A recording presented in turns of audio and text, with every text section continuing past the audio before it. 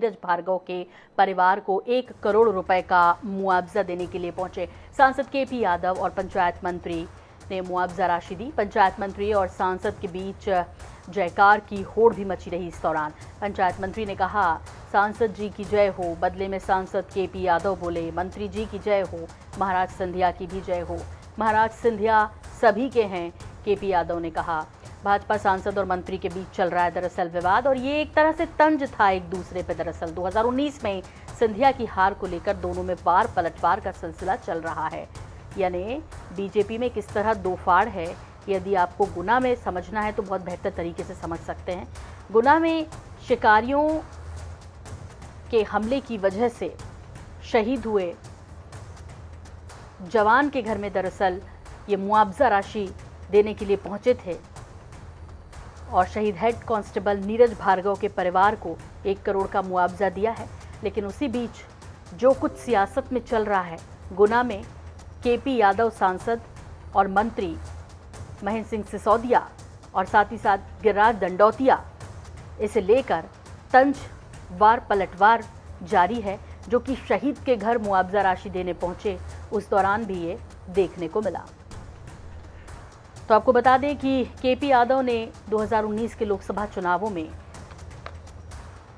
सिंधिया को हराया था, ज्योतिरादित्य सिंधिया को, और अब महेंद्र सिंह सिसोदिया मंत्री मध्य प्रदेश कह चुके हैं कि गलती हो गई जनता से, और गिरिराज दंडौतिया ने भी ये कहा कि दुखद है उनकी जीत, यानी केपी यादव की जीत दुखद है, जनता पछता रही है, आंसू बहा रही है। अब इसमें देखने वाली बात यह है कि ये कोई विपक्ष का नहीं कह रहा है, ये सब अपनी ही पार्टी के लोग अपने ही पार्टी के सांसद के लिए कह रहे हैं। तो किस तरह वहां पर एक दूसरे पर टॉन्टिंग हुई है, आपको बताते हैं।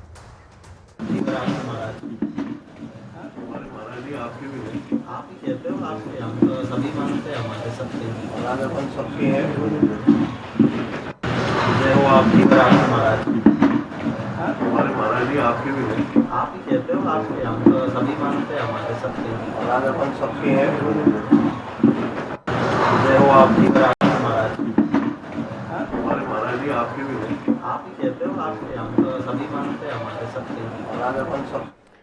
तो वैसे तो संवेदनाएं व्यक्त करने गए थे, सांत्वना देने गए थे, राहत के 1 करोड़ रुपए भी देने गए थे मुआवजे के रूप में।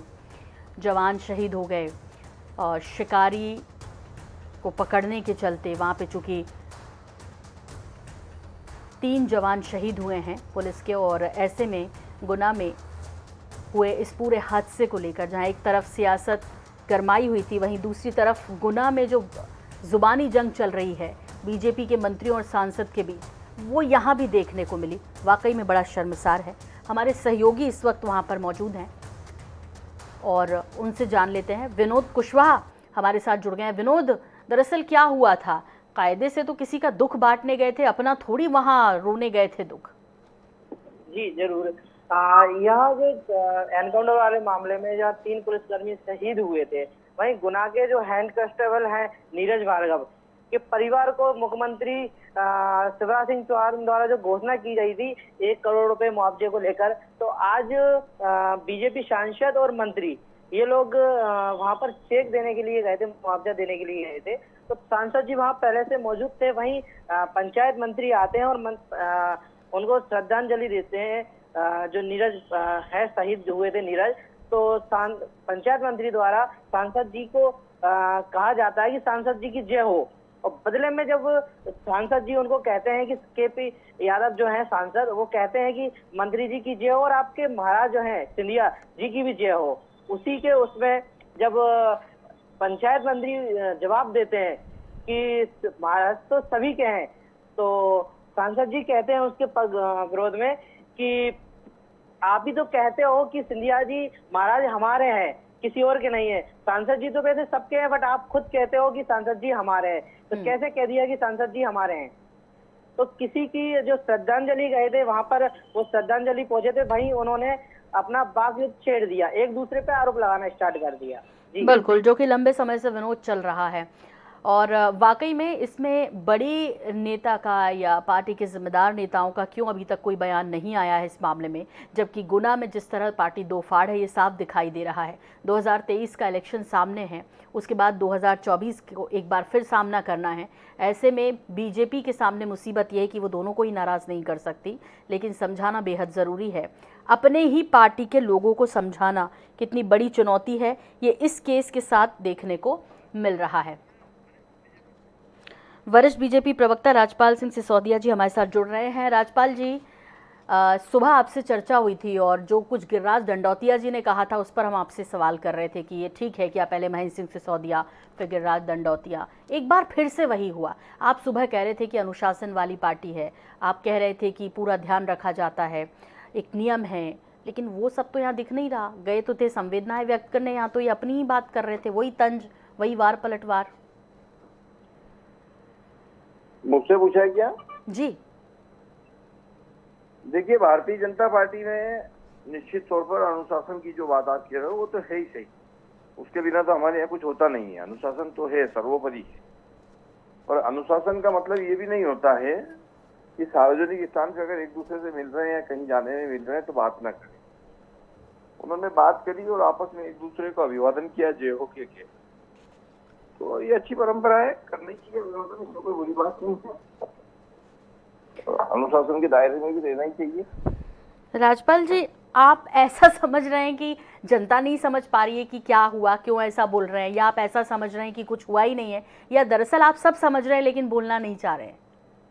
अब आप भी सब समझ रहे हैं। जी, मैं सिर्फ आपसे इतना समझना चाह रही थी दरअसल कि ऐसा क्यों कर रहे हैं। इतने जिम्मेदार हैं, एक सांसद हैं, एक मंत्री हैं, एक बार यदि चलिए फ्लो में आपके शब्दों में निकल गया, एक बार फिर से वही सब कुछ। देखिए, जब भी जाते हैं तो तामझाम होता है, मीडिया साथ में होते हैं, सब होते हैं। आपने कहा अच्छी बात है, शिष्टाचार कर रहे हैं, शिष्टाचार कहाँ था? ये तो ताने एक दूसरे को दे रहे थे, वही महाराज को फिर बीच में लेकर आए। महाराज तो है गुना में, महाराज के बिना गुना कैसे होगा? गुना तो महाराज के बिना हो नहीं सकता है। वो केपी सांसद है, केपी सिंह जी, तो उनके बिना भी गुना नहीं हो सकता जी। और दोनों वहाँ के सांसद है। भारतीय जनता पार्टी को एक वोट दिया गुना वालों ने और 2 सांसद मिल गए उनको, एक राज्यसभा में, एक लोकसभा में। जी, तो जनता का जो मत है, जनता ने जो दिया उसका तो सम्मान करना चाहिए। तो क्या सिसोदिया जी उसका सम्मान नहीं करते? कहते हैं गलती हो गई जनता से। बिल्कुल सम्मान करना चाहिए, और जनता से गलती तो हो नहीं सकती।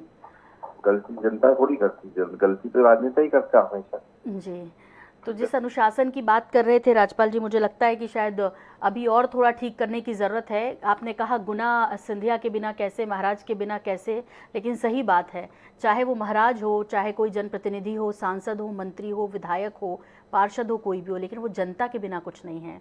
और जनता वाकई में बदलाव देखती है, इस बार देख भी लिया, आपकी पार्टी पे भरोसा जताया, लेकिन आपस में ही इस तरह से यदि करेंगे तो फिर चिंता का विषय है आने वाले वक्त में 2024 में खास तौर पे।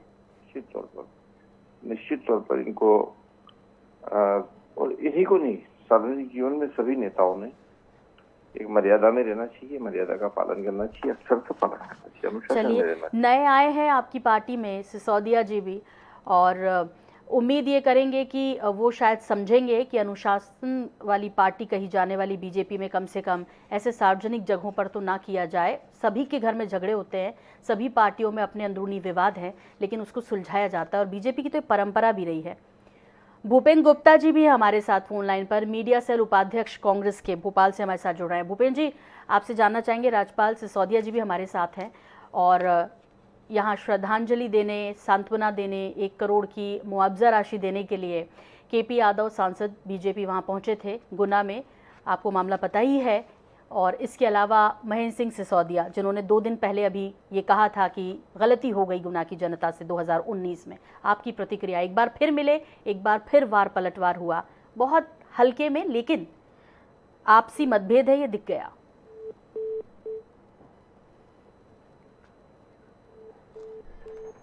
और लगता है संपर्क टूट गया है। भूपेंद्र जी को एक बार फिर से लगाने की कोशिश की जा रही है।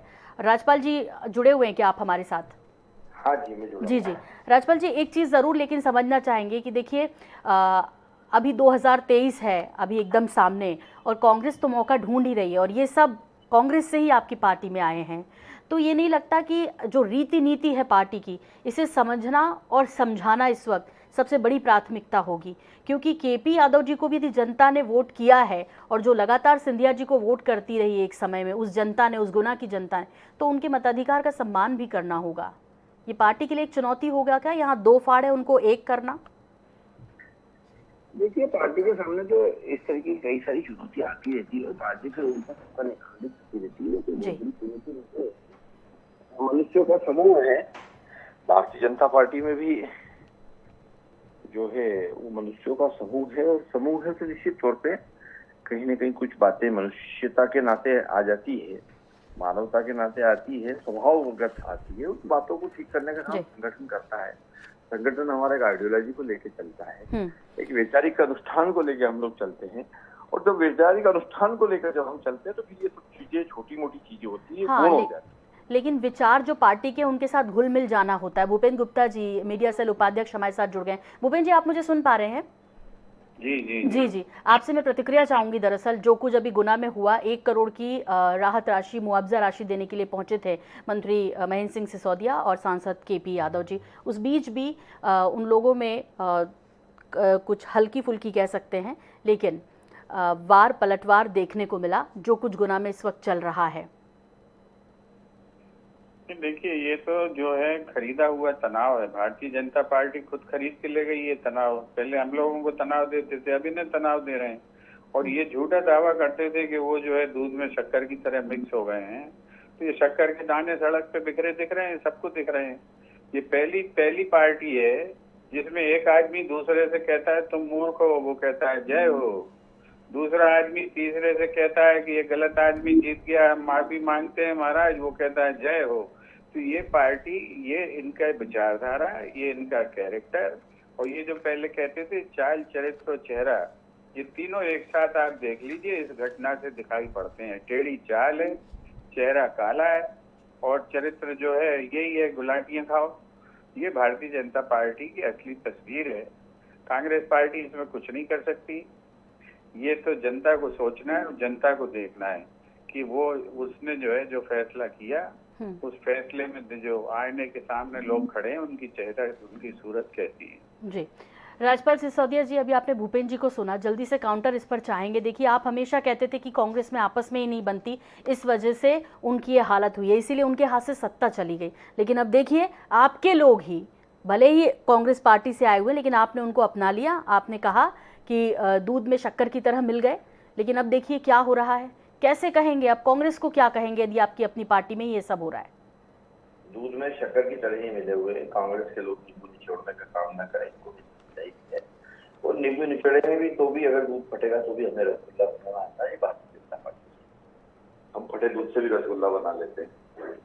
जी, फटे दूध से भी रसगुल्ला बना लेंगे, राजपाल सिसोदिया जी ने कहा और अपनी बात रख दी। भूपेन जी, आप कुछ कहेंगे कि वो तो कुछ भी कर लेंगे, और ये हमने देखा भी, 15 महीने की सत्ता आपको मिली थी, उसके बाद वाकई वो जैसे भी चाहते थे सत्ता मिल ही गई उनको।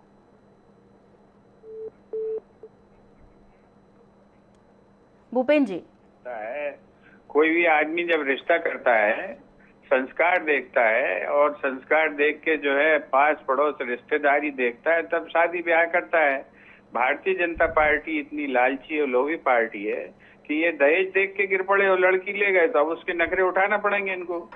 ये जो है ये दहेज देख के गिर पड़ेगा। सत्ता आ रही है, सत्ता की लाल टपकने लगी, इन्होंने जो है सारे लोगों को मिला लिया।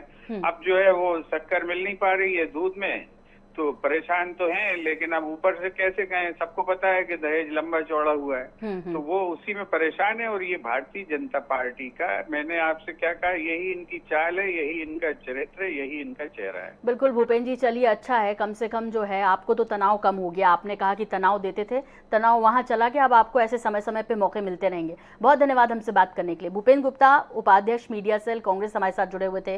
राजपाल सिंह सिसोदिया जी भी जुड़े थे, बीजेपी के वरिष्ठ प्रवक्ता।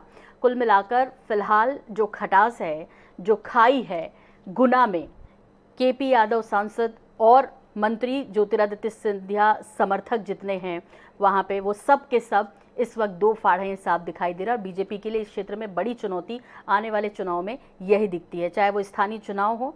और जाहिर मौका है, बहुत कुछ तो स्थानीय चुनाव में ही पता चलेगा कि केपी यादव को चाहने वाले गुना में कितने हैं और वाकई में महाराज के भक्त कितने हैं।